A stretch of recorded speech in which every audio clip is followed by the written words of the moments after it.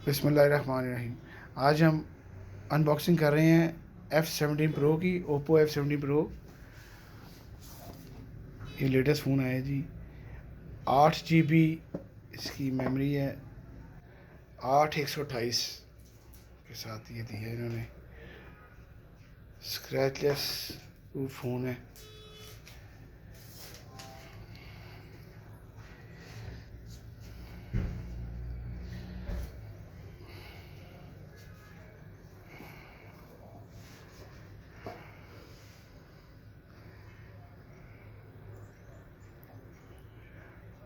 Front पे इसके 2 कैमरे दिए हैं, बैक पे इसके 4 कैमरे विद फ्लैश।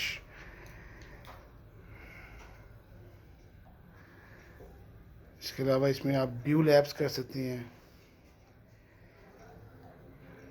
ड्यूल ऐप्स के ऑप्शन है।